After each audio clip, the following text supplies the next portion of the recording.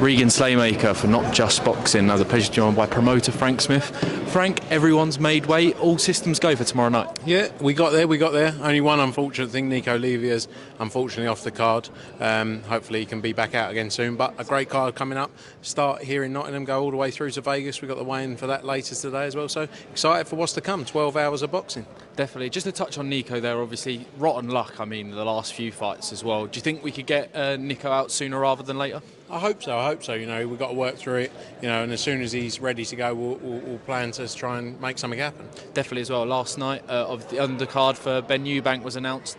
Liam Smith versus Aaron McKenna, I think, took a few people by surprise. Do you think if Liam Smith is still that world level, is it his job to do a serious statement on April 26th? Yeah, look, I think, two fighters we've worked with, obviously with Matchroom, a great fight that we, when the opportunity came up, we wanted to put that together. I think it's a brilliant fight between the two of them. I think Liam Smith has got a lot to prove, but I think he's still got a lot left in the tank. And I think the last performance you saw from him wasn't Liam Smith.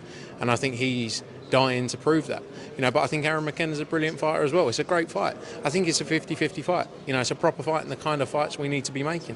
Definitely as well. And Jaron Ennis versus Stanionis, WBA, IBF and Ring Magazine on the line. Definitely a fight that kind of both of them need a massive unification as well. 100%. We've been working and pushing to get Jaron that unification. And when there was the talk about the whole Virgil Ortiz stuff, that was always the focus. He wanted to become unified. He's defended his belt. He dealt with his mandatory in his last fight, and that was the focus. That's what he told us he wanted to do. And Stanionis was the man who stepped up. It's a great fight. It's a real fight, and another 50-50 probably. When you look at Jaron's last fight, people will be thinking now that's a closer fight than maybe they were before.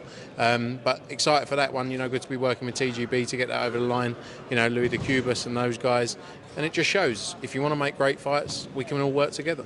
Definitely. Obviously, the relationship with kind of PBC and TGB sometimes has been difficult to make fights. Does that make this fight being made even bigger on a boxing perspective? I think the relationship has always been good. I think it's more publicly, maybe, to the outside. It hasn't looked great in parts. There's many people involved in it. But it's always been good. Louis de Cubas, we've always had a great relationship with. Tom Brown as well, worked with him many times. And yeah, it's about making the best fights in the sport, and that's what we're seeing time and time again. Definitely, and we're getting ever so closer to the last crescendo as well. Beterbiev Bivol 2. Obviously, as the promoter for Dimitri Bivol, definitely kind of excited for Dimitri to go, in your perspective, to go undisputed on February the 22nd. Yeah, look, I feel it was a very close fight. I feel Dimitri Bivol won that first one, but I don't feel it was a robbery, I'm being honest. But I think, in my opinion, and a lot of people's opinions, Dimitri deserved to get the win that night. If you speak to people ringside, everyone was unanimously, apart from the judges, obviously, I think joined up on they thought Dimitri deserved it. He knows what he needs to do. He's a special fighter. They're both brilliant fighters, but I believe Dimitri can go in there and show even more improvements this time and get the win and look to become undisputed light heavyweight champion of the world. Definitely a big night for Matchroom as well. You've got Shakur Stevenson and Callum Smith also on the card. And Israel Madrimov. And Israel Madrimov. Apologies, Israel. Don't come for me after that as well. But big performances from those three definitely take them to kind of big fights next as well. Yeah, look, Shakur's a special fighter, this will be our first fight with him. He's actually spending a bit of time with him as well. He's such a nice young character as well. Good vibes from him as well. Israel Madrimov, one of those fighters that will go into any fight. He took Terence Crawford on in just his 12th or 13th fight. He is special and he's going to show that, and I believe he beats Virgil Ortiz on February 22nd. And Callum Smith, he's stepping back in there, coming off the back of that Beterbiev fight. He obviously had the warm-up fight in Birmingham back in November. And I think he's still got a lot left to give the sport. I think that's going to be a great fight. Joshua Buatsi, a tremendous fighter, obviously, but I think Callum can do the job there as well. Definitely as well. And in December, we saw Johnny Fisher get the win over Dave Allen, obviously contested decision by many.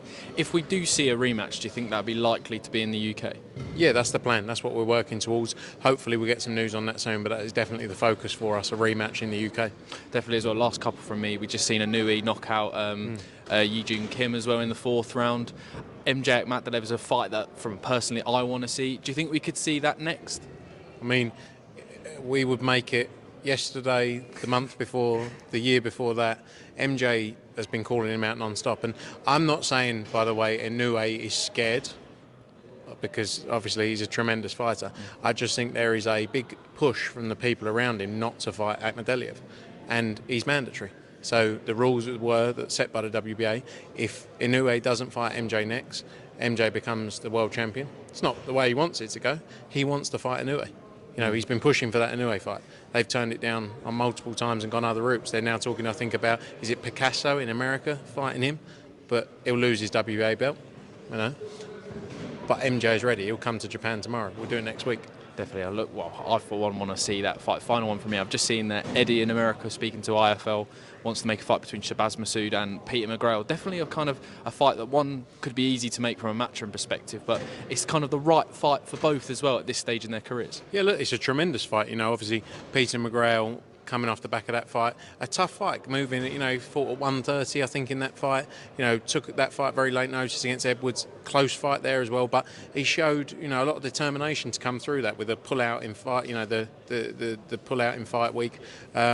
So yeah, Shabazz would be a tremendous fight. Shabazz coming off the back of that Liam Davis performance as well. When many people doubted him and writ him off, I think that's a great fight. And we love to make fights between our fighters, because if they're the biggest opportunities out there, that's what we need to do. We need to deliver for the fighters we represent, and that's definitely one we'd like to see. Definitely, there's a lot going on with the British Commonwealth and European titles that Dennis McCann holds. Do you think how that plays out, we could see those titles on the line?